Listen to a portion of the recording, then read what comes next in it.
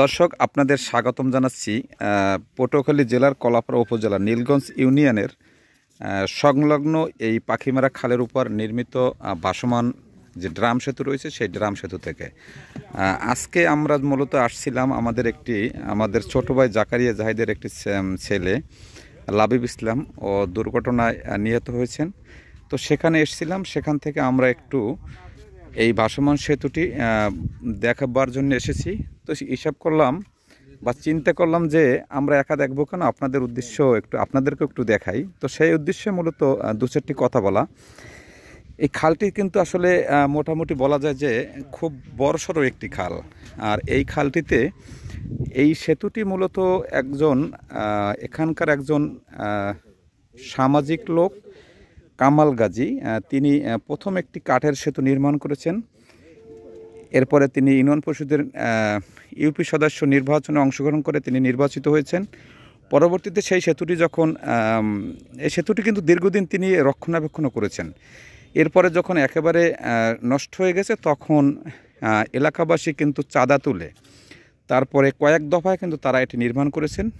সর্বশেষ একটি বেসরকারি উন্নয়ন সংস্থা এই খালটির উপরে এই ভাসমান ড্রাম সেতু নির্মাণ করেছেন।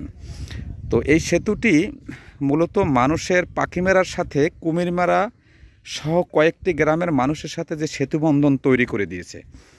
তবে বিষয়টি হচ্ছে যে এই সেতু দিয়ে কিন্তু মানুষ পারাপার করতে পারলেও কোনো যানবাহন কিন্তু এই সেতুতে চলাচল করতে পারে না।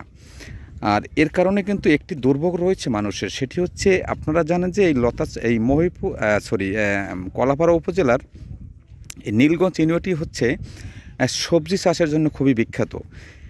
এখানকার সবজি কিন্তু বাংলাদেশের বিভিন্ন প্রান্তে রপ্তানি হচ্ছে, কিন্তু এই সেতুটির ওপারেই মূলত এই কৃষি ক্ষেতগুলো রয়েছে। কৃষকরা তাদের উৎপাদিত এই কৃষি পণ্য বা ফসল তারা কিন্তু এই বাজারজাত করার জন্য এই সেতু থেকে নিতে পারছেন না, কারণ এখান থেকে কোনো গাড়ি চলাচল করছে না এবং যাতে কোনো মোটরসাইকেল উঠতে না পারে সে কারণে কিন্তু এই সেতুটির পশ্চিম প্রান্তে কিন্তু গাছ দিয়ে বেড়া দিয়ে রাখা হয়েছে, যার কারণে কিন্তু আসলে মানুষ বিশেষ করে কৃষকদের কিন্তু একটি দুর্ভোগ রয়েছে। আর এখান থেকে দেখতে পাচ্ছেন যে তিনটি ড্রাম কিন্তু লিক হয়েছে, যার কারণে পানি প্রবেশ করে কিন্তু এখান থেকে সেতুটি একটু উঁচু নিচু হয়ে গেছে।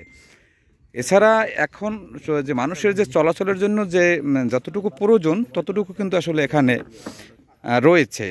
তবে এই সেতু বন্ধনটি কিন্তু আমাদের রাষ্ট্র বা সমাজ এটিকে একটি গার্ডার ব্রিজ নির্মাণের জন্য দাবি রয়েছে এলাকাবাসীর, কিন্তু সরকারের তরফ থেকে কিন্তু সেই গার্ডার ব্রিজ নির্মাণ করা হয়নি। আপনারা এই পেশে যে এই আয়রন ব্রিজটি দেখছেন, এই আয়রন ব্রিজটি কিন্তু নির্মাণ করার 2 বছরের মাথায় কিন্তু পুরোপুরি ধ্বংস হয়ে গেছে।